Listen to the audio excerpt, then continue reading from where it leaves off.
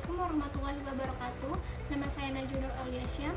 Saya dari kelas 4G, Prodi Pendidikan Agama Islam, Fakultas Agama Islam, Universitas Semetar Bangsa Karawang. Di sini saya akan membacakan jawaban UAS Filsafat Pendidikan.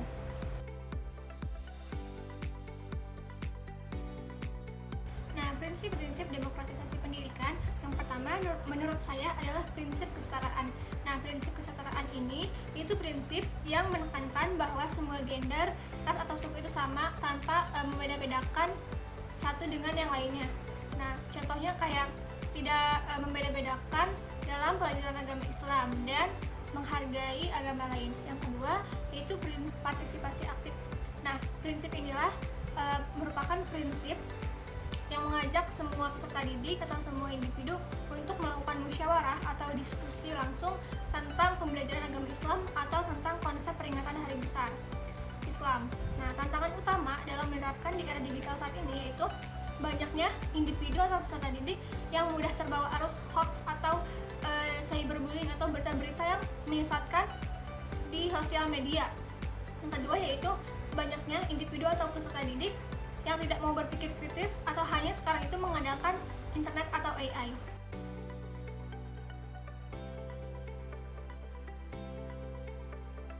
Pemikiran pendidikan Ibnu Khaldun dan relevansinya dengan kurikulum merdeka, yaitu pemikiran pendidikan Ibnu Khaldun sangat mengedepankan adab dan etika. Nah, relevansinya dengan kurikulum kita saat ini, yaitu kurikulum merdeka, relevansinya dengan ada satu program yaitu penguatan profil Pancasila pada kurikulum merdeka. Nah, program inilah yaitu untuk membentuk karakter anak atau untuk membentuk karakter anak supaya bisa menjadikan anak berakhlak mulia. Yang kedua yaitu pembelajaran bertahap. Nah, menurut Ibnu Khaldun, nah relevansinya dengan kurikulum merdeka itu pembelajaran berdiferensiasi. Nah, pembelajaran inilah yang menekankan bahwa pembelajaran menuruti tahap perkembangan siswa. Dan Ibnu Khaldun juga mengkritik guru yang terlalu memporsir atau menekan anak untuk bisa mengerti materi saat itu juga. Guru tidak boleh menekan atau terlalu memaksakan peserta didik, dan guru hanya sebagai fasilitator pada kurikulum merdeka, dan peserta didiklah yang harus berperan aktif. Implementasinya dalam rancangan pembelajaran PAI yaitu yang pertama, saya akan menerapkan pembelajaran berdiferensiasi, yaitu pembelajaran yang tidak memaksakan peserta didik. Contohnya, bila ada peserta didik yang tidak mengerti materi saat itu juga, saya tidak akan memaksakan untuk mengerti saat itu juga, namun saya akan terus mengajarkannya berulang kali. Yang kedua, saya akan mengadakan program project based learning, yaitu berbagi setiap hari Jumat. Yang ketiga, yaitu saya akan menjadi teladan bagi peserta didik atau role model bagi peserta didik.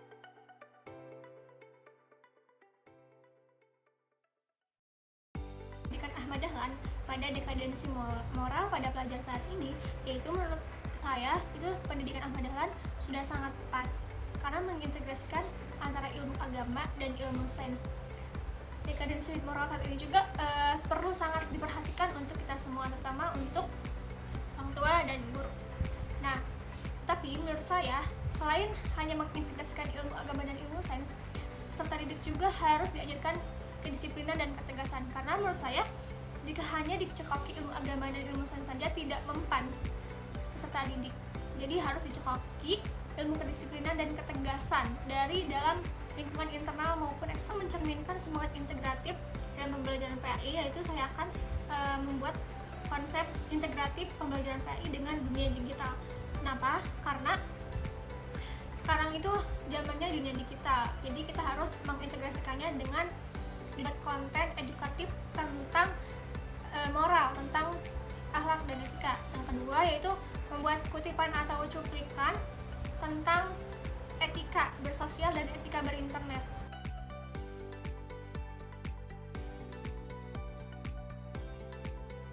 Karakter siswa dalam pemikiran pendidikan Kiai Haji Hasyim Asy'ari ada beberapa etika yang diperhatikan dalam belajar. Nah, dalam hal ini Kiai Haji Hasyim Asy'ari itu mengungkapkan ada 10 etika yang harus dipenuhi oleh peserta didik.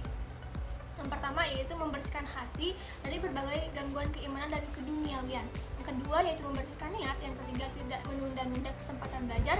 Yang keempat bersabar dan qanaah terhadap segala macam pemberian dan cobaan. Yang kelima yaitu pandai mengatur waktu. Yang keenam menyederhanakan makan dan minum. Yang ketujuh bersikap hati-hati atau waro. Yang kedelapan menghindari makanan dan minuman yang menyebabkan kemalasan.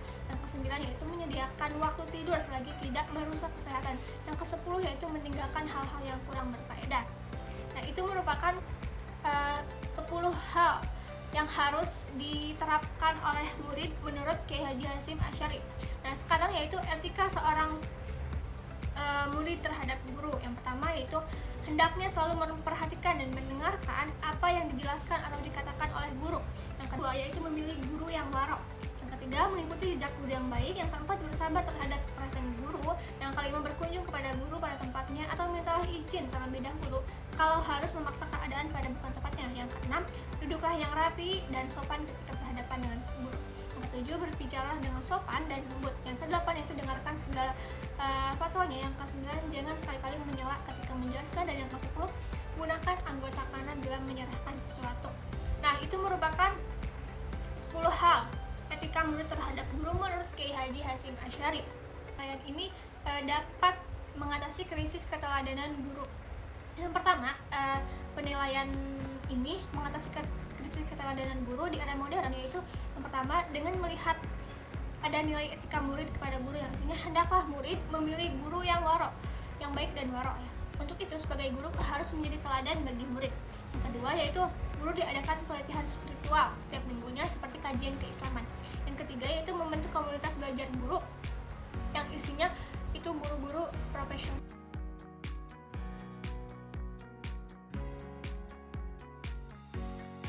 Menurut saya purifikasi ajaran Islam dalam kurikulum pendidikan Islam saat ini adalah sangat baik ya, karena purifikasi kan merupakan memurnikan kembali ajaran-ajaran Islam kepada ajaran Islam yang sebenarnya gitu. Nah, di sini penting sekali untuk selalu mengintegrasikan Al-Quran dan hadis dalam kurikulum pendidikan agama Islam saat ini. Nah, karena khawatirnya ada kurikulum yang menyimpang yang tidak sesuai dengan syariat-syariat Islam yang sebenarnya. Nah, kurikulum PAI ini menekankan pembelajaran yang kontekstual, menguatkan karakter serta kemampuan berpikir kritis dan reflektif terhadap ajaran agama, bukan sekedar penguasaan materi saja. Nah, hal ini tuh tampak di dalam integrasi nilai-nilai Islam dengan profil pelajar Pancasila yang merupakan itu kurikulum merdeka ya.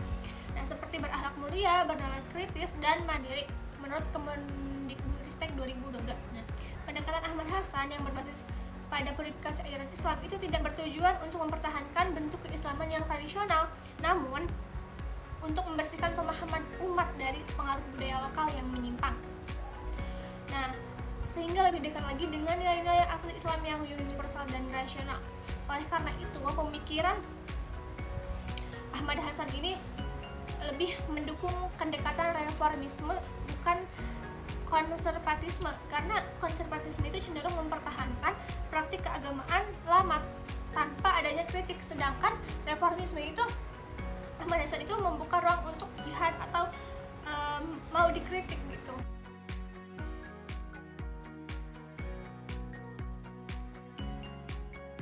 Nah, sebelumnya kita kan sudah mempelajari ya apa itu ontologi, epistemologi, dan aksiologi. Saya akan mengulas kembali. Ontologi adalah apa itu? Epistemologi adalah bagaimana, dan aksiologi yaitu untuk apa.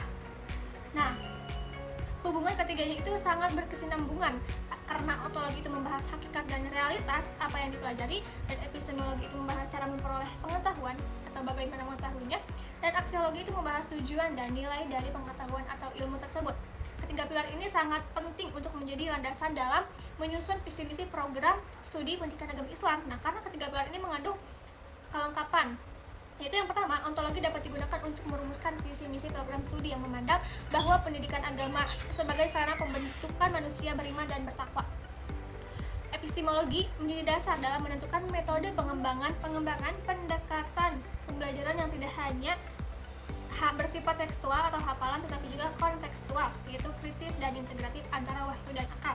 Sementara itu, aksiologi itu menjadi landasan dalam perumusan visi-misi program studi yang menekankan pada pembentukan karakter, etika, profesi guru, serta kontribusi lulusan terhadap perbaikan moral dan sosial masyarakat. Nah, dengan menyatukan ketiga pilar ini, visi dan misi program studi pendidikan agama Islam tidak hanya akan menjadi narasi idealistik.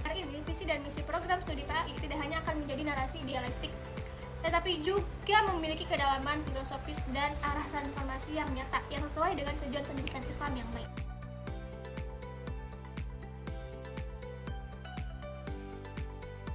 konsep takdib ini merupakan konsep yang paling tepat untuk pendidikan agama Islam karena struktur konsep takdib sudah mencakup keseluruhan di antara taklim dan tarbiyah.